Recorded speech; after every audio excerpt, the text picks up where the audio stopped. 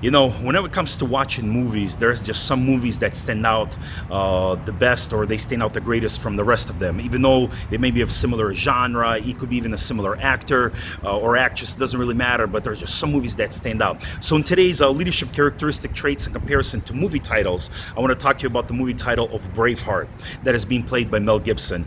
I remember, it's a rated R movie, and I remember I was actually under the age of 18 when I saw it. I think I was probably 16 or 17.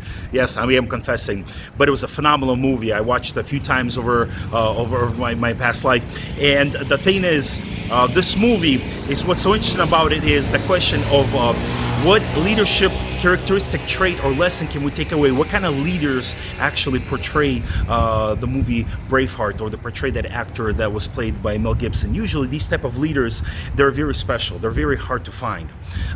Because why? They're very hard to find, and especially in this very competitive and diversified society in the world that we live in. These type of leaders who portray this characteristic trait from the movie Braveheart, there's not too many of them around. Why? Because they're very passionate.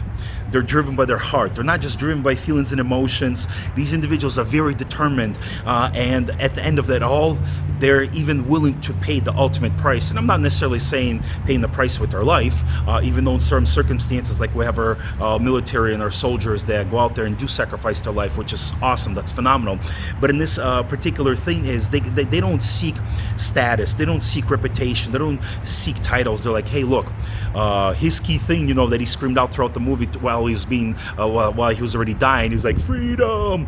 And why? Because in the movie Braveheart, that key main actor played by Mel Gibson, he tried to, I'm trying to think of his name as I'm talking here, he wanted to bring freedom to his own people from England, who occupied their land and their territory. And the thing is, what we can learn from this particular movie is that we need to, as individuals, as leaders, we need to have a right heart. We need to have the right heart attitude. We need to be full of passion.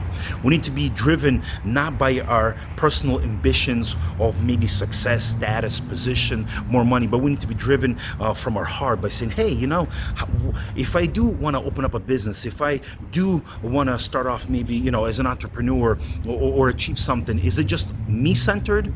Is it all about me, or is it we-centered? Is it something that I'm trying to do that's going to bring value to others, maybe to my society, to my country, to my state, or wherever it may be, to your family, to your marriage?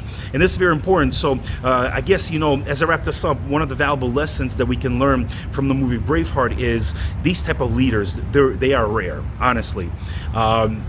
Because any organization, they'll have a Braveheart type of a leader, man, they're in an awesome position. They're in an awesome position. But if they're able to get more than one type of individual like a Braveheart, forget it, man. That company, that business, that organization, whatever, they're unstoppable. So as I wrap this up, hopefully this was a valuable lesson for you. Let us learn from this leadership characteristic traits that we learned from the movie Braveheart, applying into our life. Let us be a people full of passion, that is driven out of our heart, where we're able to actually serve others, where we're able to add value to others. So, hopefully it's a valuable lesson for you, my friend. Leave your own comments below. If you watch this movie, some of the lessons that you learn from this movie, some of your favorite parts and scenes. Maybe you have your own leadership lesson that you'd like to share with me and with others who'll be reading it on. All right, my friend, until next time.